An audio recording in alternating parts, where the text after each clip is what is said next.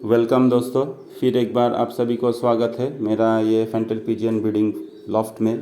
तो दोस्तों, आज का जो एपिसोड है इसमें मैं डिस्कस करूँगा कि ये जो फैंटल पिजियंस अंडा देता है वो अनफर्टिलाइज्ड क्यों रह जाता है।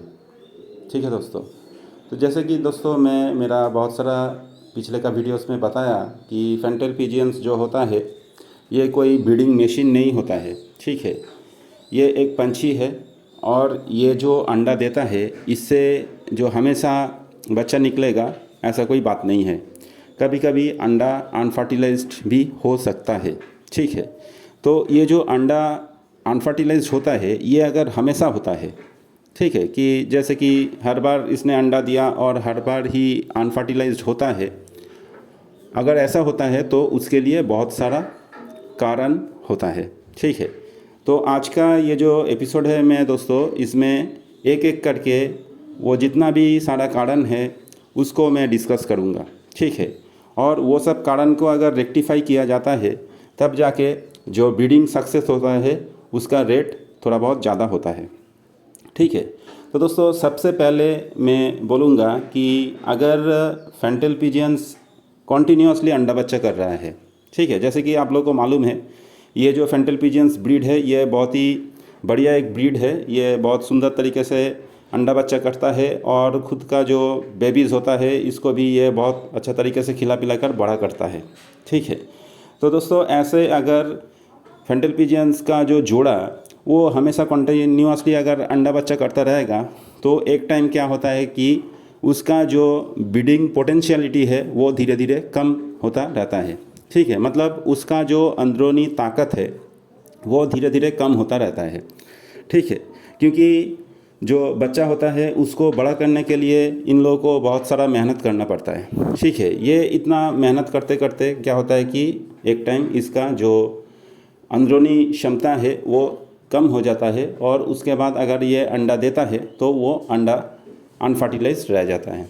ठीक है, तो इसके लिए क्या किया जाता है, इसके लिए फैंटल पिजियंस को रेस्ट में दिया जाता है।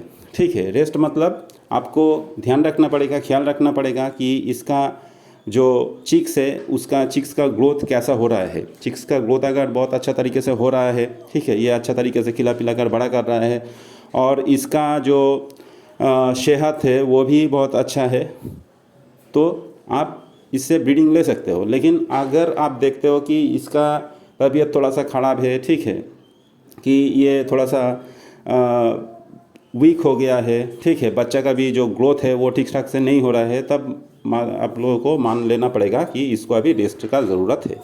तो रेस्ट मतलब यही है कि इन जो पेयर है ये पेयर को अलग करना पड़ेगा, नर और मादा को अलग करके सेपरेटली रखना पड़ेगा। ठीक है, तो ये सेपरेट करने के बाद ये जब रहेगा तब इसका जो सेहत है वो फिर रिकवर हो जाएगा। ठीक है, फिर ये हेल्दी हो जाएगा और उसके बाद फिर आप इसको जोड़ा लेके आप इसका सक्सेसफुल ब्रीडिंग कर सकते हो। ठीक है, तो दोस्तों दूसरा जो कारण है वो है कि ये कितना उम्र में अंडा बच्चा कर रहा है। ठीक है, जैसे कि दोस्तों आप लोगों को मालूम है कि फैंटल पिजियंस बहुत साल तक जिंदा रहता है। ठीक है, तो अगर ये इसका जो उम्र है ये बहुत ज़्यादा हो गया है, ठीक है, तो तब जाके भी होता है कि कभी कभी अंडा फर्टिलाइज्ड होता है, कभी कभी अंडा अनफर्टिलाइज्ड रह जाता है। ठीक है ना दोस्तों, तो मतलब उम्र के साथ साथ इनका जो ब्रीडिंग पोटेंशियलिटी होता है वो धीरे धीरे कम होता रहता है।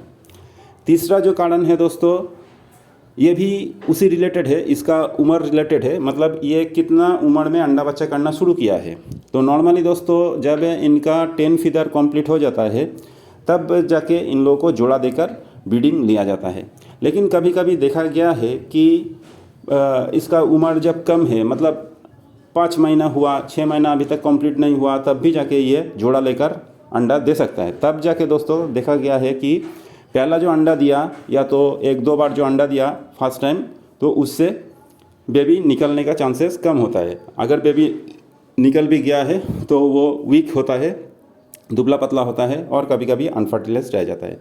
तो इसीलिए दोस्तों फैंटल पिजियंस जब फुल्ली मैच्योर्ड होता है, इनका जब 10 फीदर कंप्लीट हो जाता है, तब जाके जोड़ा देने से इनका जो ब्रीडिंग का जो सक्सेस रेट वो ज़्यादा होता है। ठीक है दोस्तों, चौथा जो कारण है दोस्तों वो है आपका ब्रीडिंग पेयर कैसा है। ठीक है, अगर ब्रीडिंग पेयर अच्छा है तो उससे आपका सक्सेस रेट बहुत ज़्यादा मिलेगा, क्योंकि दोस्तों हाथ का 5 उंगली जैसा समान नहीं होता है। ऐसे ही दोस्तों हर एक फैंटल पिजियंस का ब्रीडिंग कैपेसिटी या पोटेंशियलिटी भी समान नहीं होता है। ठीक है, कोई कोई बहुत अच्छा अंडा बच्चा करता है, किसी किसी को अंडा बच्चा करने में परेशानी होता है। ठीक है, तो जो पेयर बहुत अच्छा तरीके से अंडा बच्चा करता है उसको दोस्तों मास्टर पेयर कहा जाता है। ठीक है, मतलब वो बहुत बढ़िया क्वालिटी का फैंटल पिजियंस का जोड़ा माना जाता है। इसीलिए दोस्तों फैंटल पिजियंस का जो दाम होता है मार्केट में वो भी फिक्स्ड नहीं होता है। ठीक है, क्योंकि जो ब्रीडर होता है वो ब्रीडर को मालूम होता है कि उनका कौन सा पेयर बहुत अच्छा तरीके से अंडा बच्चा करता है। ठीक है, उसका ब्रीडिंग सक्सेस रेट कितना है, अकॉर्डिंगली उसका दाम भी थोड़ा बहुत चेंज हो जाता है। ठीक है ना दोस्तों, तो ये सब बहुत सारा कारण है जिसके लिए फैंटल पिजियंस का जो सक्सेस रेट होता है ब्रीडिंग का वो थोड़ा बहुत चेंज हो जाता है। ठीक है, हमेशा हर एक फैंटल पिजियंस का ब्रीडिंग सक्सेस रेट सेम होगा ऐसा कोई बात नहीं है। ठीक है, जो पेयर अच्छा तरीके से अंडा बच्चा करता है वो मास्टर पेयर होता है, लेकिन दोस्तों मास्टर पेयर भी अगर सक्सेसफुल अंडा बच्चा करेगा उसके लिए भी आपको उसका जो सेहत का बारे में ध्यान रखना पड़ेगा, उसका खाना पीने का बारे में ध्यान रखना पड़ेगा, उसका हेल्थ के बारे में ध्यान रखना पड़ेगा। ठीक है, तो मेरा पिछले का वीडियोस में मैं बहुत बार डिस्कस किया हूँ कि फैंटल पिजियंस का हेल्दी डाइट या हेल्दी फूड क्या है। ठीक है, इसको हेल्दी एंड फिट कैसे रखा जाता है। ठीक है, इनको क्या क्या मेडिसिन दिया जाता है, इनका जो डी वार्मिंग कोर्स वो कैसे किया जाता है। ये बहुत सारा जो कारण है फैंटल पिजियंस को हेल्दी रखने का जो फैक्टर्स है वो सब में मेरा ये सब जो मेरा जो चैनल है पेट लवर इन नायर इसमें मैं डिस्कस किया। तो आप लोग दोस्तों वो वाला जो वीडियोस है पुराना वाला वीडियो वो भी बहुत बढ़िया बढ़िया वीडियो था। ठीक है, तो वो सब वीडियो भी आप देख सकते हो और आपको थोड़ा बहुत आइडिया हो जाएगा कि फैंटल पिजियंस का सक्सेसफुल ब्रीडिंग करने के लिए या तो पाने के लिए क्या क्या किया जाता है और उसका क्या क्या कारण होता है। ठीक है दोस्तों, तो ये सब बहुत सारा कारण है जिसके लिए फैंटल पिजियंस का ब्रीडिंग रेट जो होता है वो 100% सक्सेस नहीं होता है हमेशा। ठीक है, क्योंकि दोस्तों ये एक फैंसी ब्रीड है फैंटल पिजियंस, और फैंसी ब्रीड्स जो होता है उसका ध्यान थोड़ा ज़्यादा रखा जाता है। ठीक है, तो अगर ठीक ठाक से इनका ध्यान लिया जाएगा तो इनका ब्रीडिंग में कोई भी परेशानी नहीं होता है। ठीक है, लेकिन आपको ये चीज़ एक ध्यान में रखना पड़ेगा कि ये कोई ब्रीडिंग मशीन नहीं है कि हमेशा इसका जो अंडा होगा वो फर्टिलाइज्ड होगा। ठीक है, कभी कभी अनफर्टिलाइज्ड भी हो सकता है।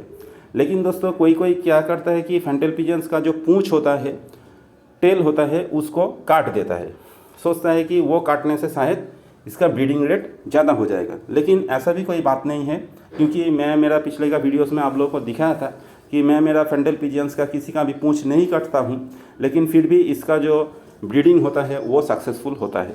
ठीक है दोस्तों, तो ब्रीडिंग सक्सेसफुल करने के लिए जो बाकी जितना भी फैक्टर्स है, मतलब इनका जो हेल्थ स्टेटस उसको ध्यान में